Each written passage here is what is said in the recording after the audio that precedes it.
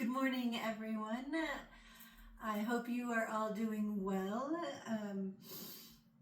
I have had a lot of changes since my video just a couple of days ago, and so I have been posting a lot of topics under the post section, and I've had some inquiries about how I awakened Kundalini, even from a Kundalini practitioner.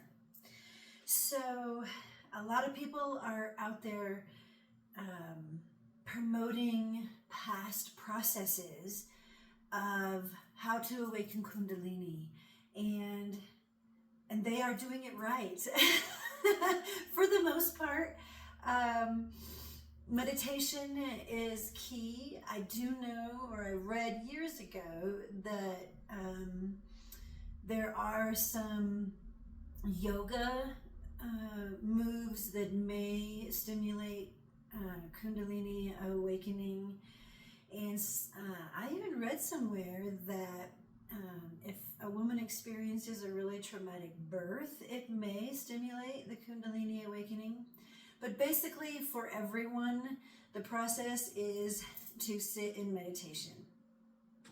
And how you sit laying down is not it. You have to have the vertical positioning in order to awaken the Kundalini. Now, as I had described in previous videos, when I first started, I had never meditated before. I went through a whole variety of processes on how to learn to meditate, how to breathe, and my back muscles were not very strong. So when I first sat for like 3 minutes, I'm like, oh, you know, even though I've always been in shape, it's a different positioning of the human anatomy. So, the first thing that happened was in 2004, I was at work and I had a vision. The wall of my office changed and Jesus came out of the clouds and he presented his hand to me and said, "It's time to go." And I had no idea what that meant because, as I have admitted, I was familiar with who the Jesus character was from being exposed to Christianity, but I didn't believe he was God. I thought he was just this really nice guy who read stories to children. So seeing Jesus in a vision was not earth-shattering to me, and I had no idea why I saw it. But after that, things started to change in my environment, and I started to have dreams where I could remember them. And in those dreams, I was given specific guidance on, in hindsight, on what was to come during the journey, and then immediate guidance to awaken Kundalini. So it was kind of mixed in. I'd be getting guidance about the diamond spiral 0, 20, 40, 9, 0, 0, 0. And that is the diamond spin, which is part of Kundalini also. And the 0, 0, 0 is God. The 20 is like the first step. 20, 49, 0, 0. So, so I'd write these things down, not having any idea what that was about. I started to learn about symbols. I started to learn about dream interpretation, and that was really the start of my awakening. So I kept a little notepad by my bed every night, and I started to learn to meditate. And I dabbled in it. It really didn't become a serious practice of mine until about 2008, and then I started to sit every morning. And I generally would sit for about 20 minutes. I would just sit and close my eyes and let the chatter chat until it went quiet, let the swirling symbols and shapes and things all take place. And then eventually, I think it was about 2 weeks, I went no mind, which means that all the chatter quiets and you actually hit that very peaceful state. And for those of you who meditate on a regular basis, you certainly understand what I am speaking about. So when I started to sit and meditate on a regular basis, my dreams increased. I was writing down about 10 dreams a night, and it was all guidance. So in I don't know, about 6 months after really sitting in meditation every single day, I was given a dream that said Raha, and I had no idea what Raha was. Well, Raha is a type of yoga, and it's not a body positioning, it's actually a breathing technique. So I looked up on the internet what Raha Yoga was, and I ordered a little red book that described how to do it. And so what you do is, what I did was every night I would lay down in bed, and then I would take in these 3 deep breaths. So the object was to hold your breath for 30 seconds at a time. And I couldn't do it when I first started. I'd hold my breath for about 15 seconds and then I'd be like, you know, oh, gotta increase that lung capacity.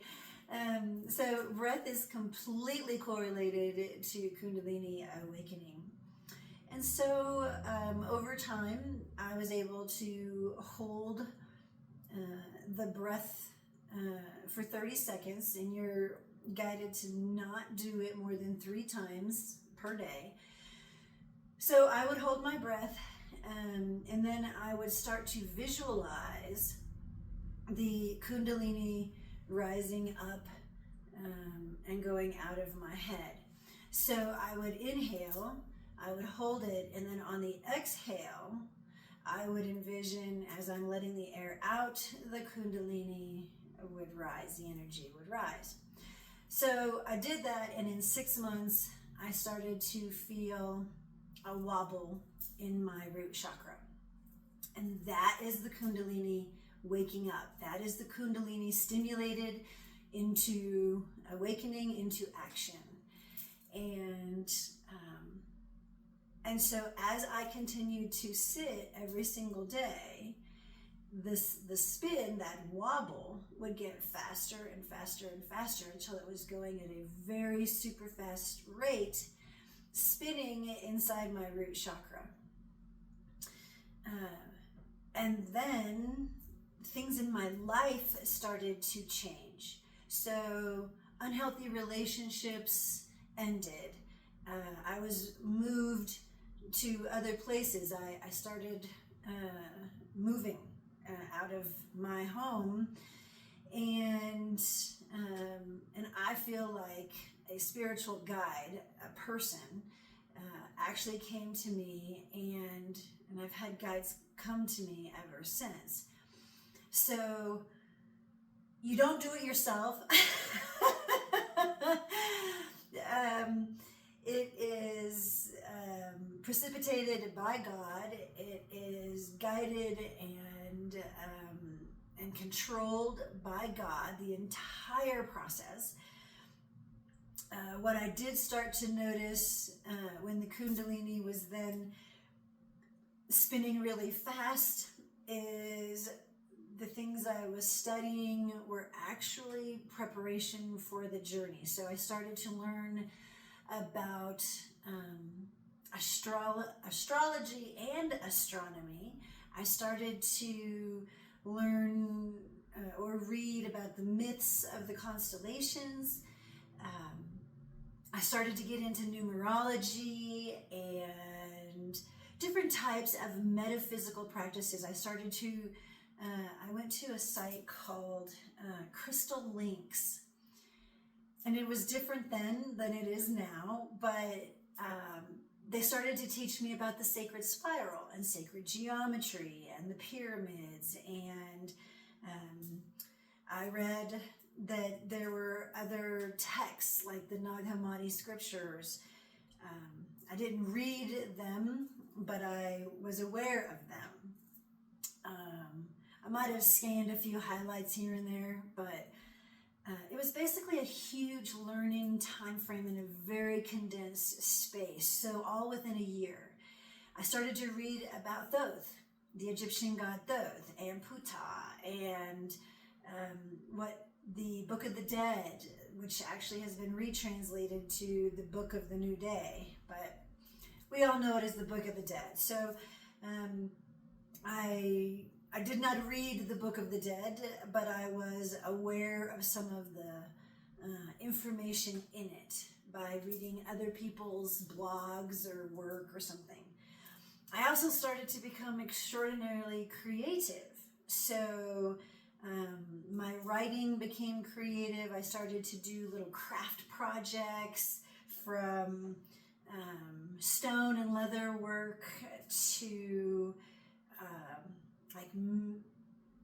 memory books, where you get all these pretty little inserts and pictures and decals, and you put a picture of you and highlight a time in your life, a vacation, a certain event, things like that. So my creativity was definitely awakened. I did nothing like that before awakening Kundalini. Then I also started to do chanting. And I would go, there was this lady that I met, so you're always moved to meet people. Some of them aren't good, some of them are.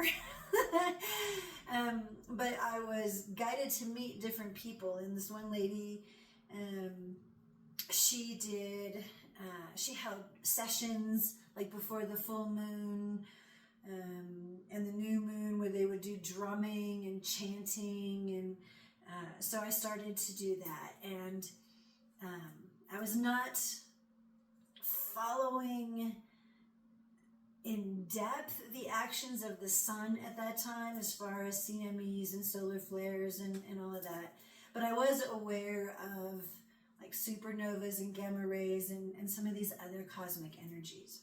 In hindsight, all of my transformations happened with planetary alignments, moon cycles, and cosmic energies such as really intense gamma rays or CME solar flares on the sun. Also aligning with the equinoxes. A couple of my big awakenings happened close to an equinox or a solstice. So everything. I started to learn all of this, and I still sat and meditated every single day. There were a couple of times that I would meditate, and once I closed my eyes and I opened my eyes again, an hour had passed. But for the most part, I never really sat more than 20 minutes each day. And then the Kundalini with the chanting and drumming and meeting these other guides who I believe would help to stimulate my energy, and the really fast spin. I didn't feel it when I was walking around in my normal day activity. I would feel it when I would sit, and when I would sit, I would start to feel this spinning inside. So the Kundalini started to rise through each chakra, and it would stop at each chakra, and I would have an experience in my life that was either corrected, like I had false knowledge and it was corrected, or it was something relating to that individual chakra. And it would just slowly rise, and it did that very quickly though, but it still went through each chakra over a period of about 4 months. Yeah, I'd say about 4 months. And August 6th of 2010, my third eye blasted open, and like I have said previously, it felt like a sword had stabbed my head. Sometimes during the meditations, I would physically move like that with the Kundalini, or I would kind of shake or twitch or something, and it was all the energies realigning my entire mind and body electrical magnetic system. So August 6th, and then it was about a month later, I think it was, my crown chakra blasted open. And when the crown chakra blasted open, it was in correlation to sexual orgasm, and I actually went out of body. I drew a picture of me going out of body while I was in my body. I had a massive convulsion, and to the world that I was in at that time, I died. So when the crown chakra opened, I died. Massive convulsion, went out of body. I remember even to this day looking back at myself laying in the bed, and that was the end for that life. And then I went into a whole new conscious state. So it was not one set thing that I did. It was a combination guided by God and moving me to be around people who would help to perpetuate the process, to introduce me to different exercises that would escalate the system. So when I first started meditating, it was in 2008. I awakened Kundalini in November of 2009. And by September of the following year, all of the chakras had been realigned and blasted open. I died to that life, but I went on. As you can see, I'm a person. I went on to a higher conscious state. So, it's like a continuous process until you, until you reach that nirvana, that absolute state of bliss and connection to divine. And I am told that it is done by God, and it is when I am placed next to the male Christ, my male counterpart. So although these things, these male and female energies happen within you, there is also an external element to it. So to just say that, it's one within me is not accurate.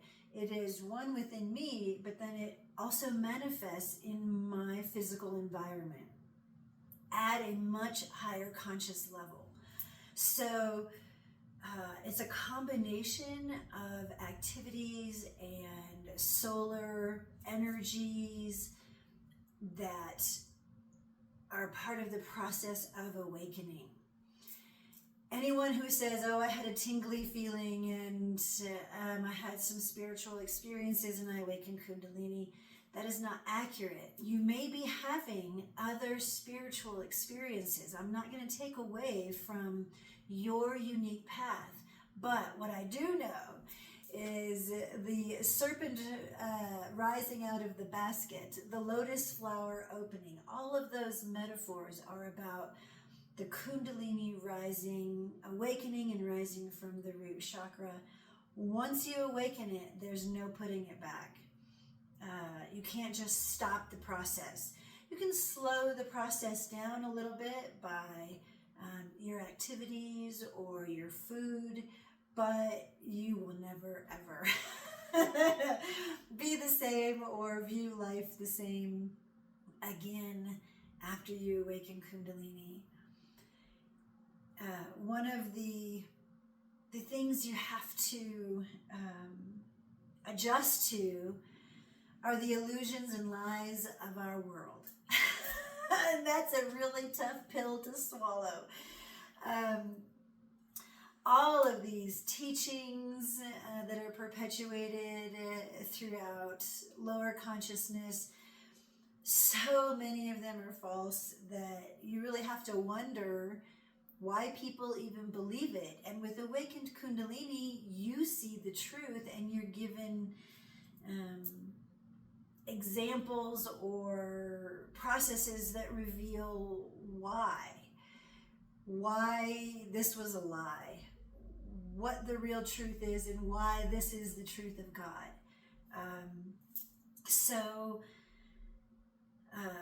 God uses the technology and environment to teach you. So when I say, well, I was looking online. Well, in the very, very beginning, I did not look online. I didn't even want to be around people. I mean, initially I thought the whole world was love and everything was great, and that lasted for a number of years. And then it started to calm down, if you will, and change a little bit. And then I really didn't want to be around people, so I would kind of flip between abundant love for all of society, healing them, fixing all of their problems, to I really don't want to be around you because I need space for me. I need to be in my sanctuary. And so the energies fluctuate with what you have to learn, experience, and God's purpose for your life. So when I recently have gone back to a working environment, I can't work one-on-one with people on a day-to-day basis because, like I have said before, it brings out their issues. And then I'm the one who has to deal with that because generally they still don't see it. It's like telling a child you can't eat that food because it's bad for them, and they just think it tastes sweet, so they continue eating it. They can't see why it's bad for them. Even if it makes them hyper, like sugar, they don't see being hyper as being bad for them. They're just running around and playing chaotically. Well, when you awaken Kundalini, all of society has that same child mentality of they just don't see it. And so you have to have compassion, because I was there. I didn't see it until I was shown. But at the same time, you really don't want to be around that environment all the time. It isn't good for you with the Kundalini. So,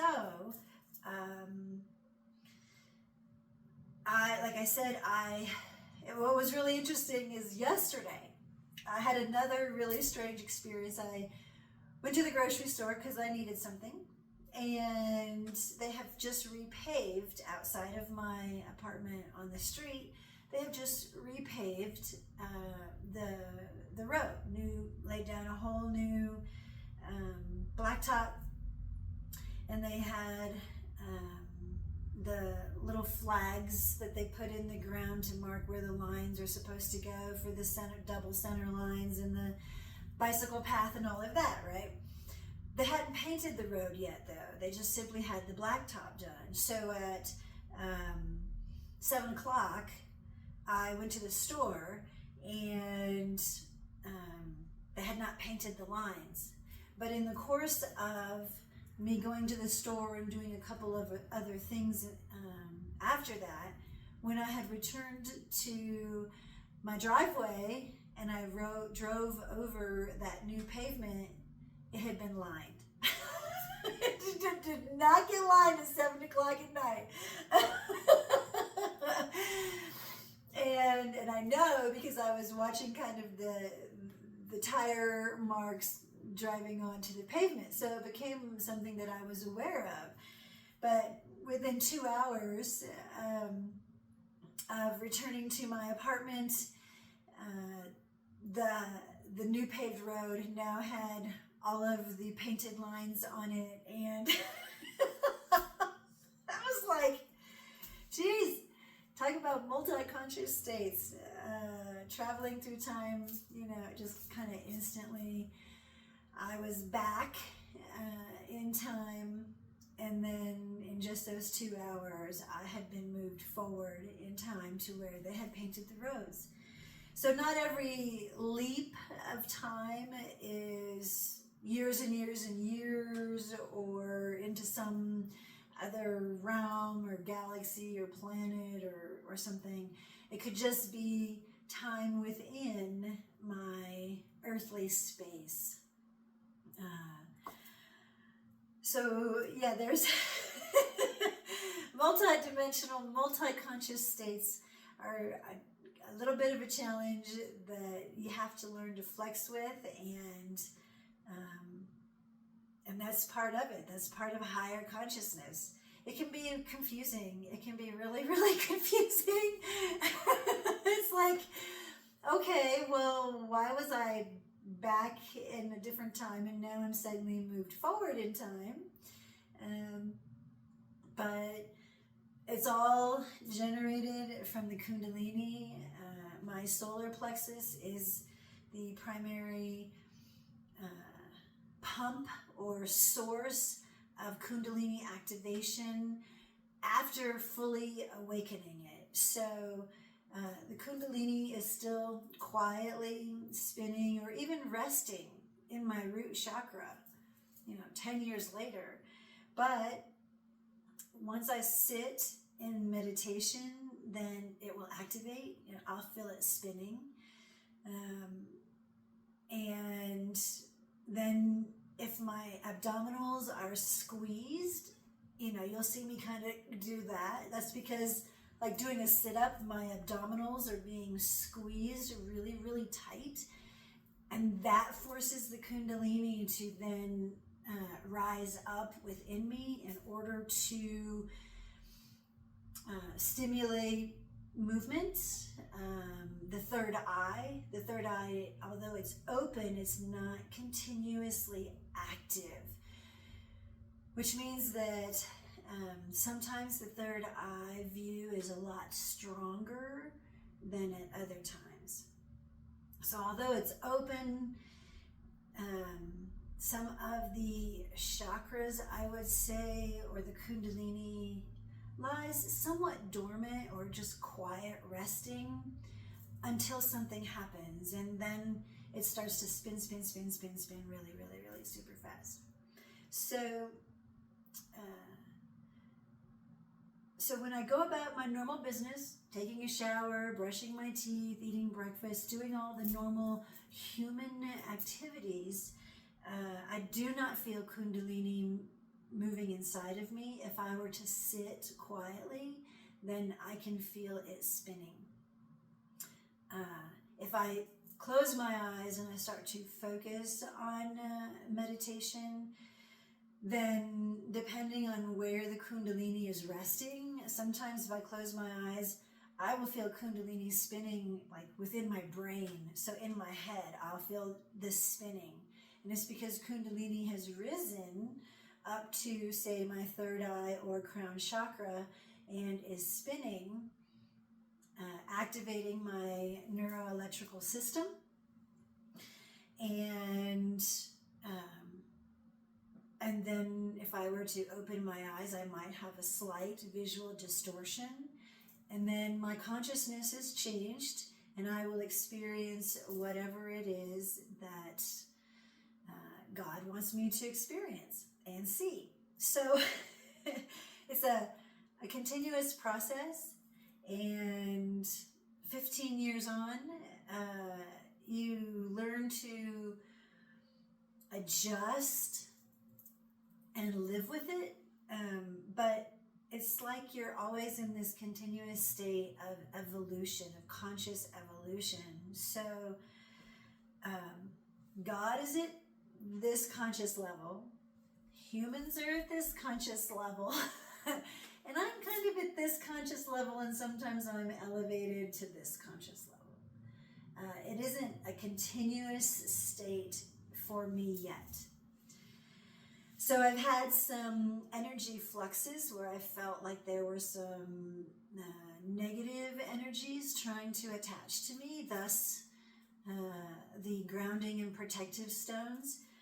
I would say when you are starting to really seriously focus on awakening Kundalini, that you get some really good grounding stones, because I was so high with Kundalini, I couldn't relate to people at all. I couldn't be around them. I was so kind of disoriented. I was continuously in my light body, and I was not used to that. And so I was having trouble functioning in society and yet having the knowledge of God. So definitely use stones or aromatherapy or incense to ground the energy, because grounding it is like putting the roots in the earth and then allowing to blossom, allowing the energy to blossom into the beautiful tree, into your light body. So I hope that helps.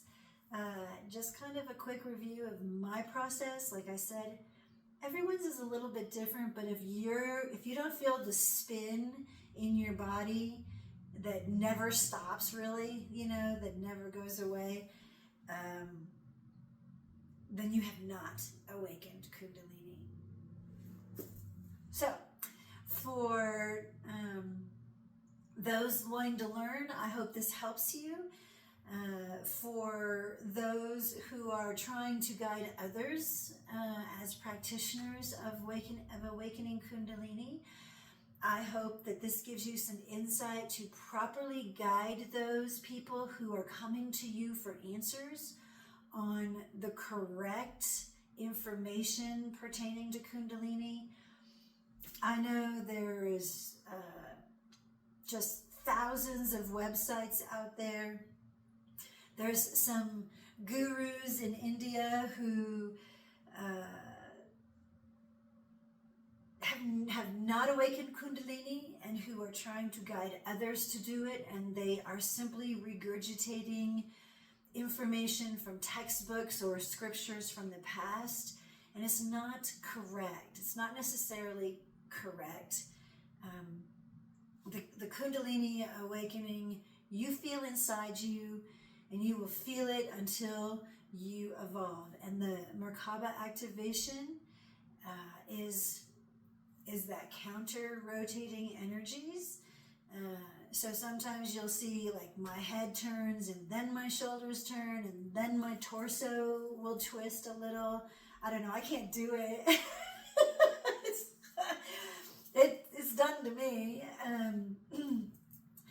But that doesn't happen immediately. That doesn't happen until all of the chakras are blasted open and you are raised to a much higher conscious level. And that super rotation, that super, super fast rotation, your body is prepared for. So in those early days with a guide, my neck muscles had to be strengthened. When the solar plexus starts to thump, it releases a chemical called surfactant that inflates and lines the lungs and around the organs in your abdomen to protect you during Kundalini activation and flight. So there are a lot of bodily changes that happen along with the conscious changes that are happening neurologically in your brain. There is a book by, I think her name was Jana Dixon. I've put links to that in other videos. And she explains, I think the book is called The Biology of Kundalini, and she explains that some of the processes as well. It is a really thick book. It's like an encyclopedia thick book, but it really gives some insight. I read that book, way back in like 2011, 2010, 2011. Not all of it. I kind of read highlights about the 3 nights of the dark soul and some of the biological changes that happen with Kundalini. So I would definitely recommend the Little Red Raha Yoga book, and I would recommend Jana Dixon's The Biology of Kundalini book for you to read and learn. The other big thing that you need to understand is that basically everyone that you know, you die, okay? You die when all of the chakras open. Everyone that you know will go away. Basically every single person you have ever known, every friend, every family member, everyone you have known will go away from your life. And then they will be reintroduced in your life in multiple versions for you to learn some kind of a lesson, or if you haven't let go of them, or if they are clinging to you, then they will continuously manifest in your new consciousness, and that can be really distracting from your own growth. It's like, stop clinging to me. So, I just thought there is a passage in the Bible or something. I think there's a picture. It's actually a piece of artwork where Jesus is saying, Mary, don't cling to me. I haven't ascended yet, or something. I don't know. It's some kind of artwork. But that's really how it is. It's like, stop clinging to me, fix your own life, and allow me to evolve. I wish you well. I thank you for your contribution, but you really need to go away. And some of the healing stones, grounding stones, protective stones from negative energies, they do help. They absolutely help. So, I hope that is good information for all of you. A recap on how I did this, and I will keep you up to date on any new developments. I am being honest, raw, truthful, sharing the ups and downs of this process for all of you to understand that it isn't, as they say, just you awaken Kundalini and you're in this blissful state forever and it's great. No, there is a lengthy process. Jesus is 18 missing years in the Bible, or the Jesus figure, is talking about 18 years of awakening Kundalini, learning, and then he, did the huge transformation, supposedly. So it is not instantaneous. The process cycles over and over and over with variations, and so none of the stories written as 1, 2, 3, 4, 5 is done is accurate. it happens over and over and over. So thank you as always to all of you for watching, for participating in my journey, my experience, and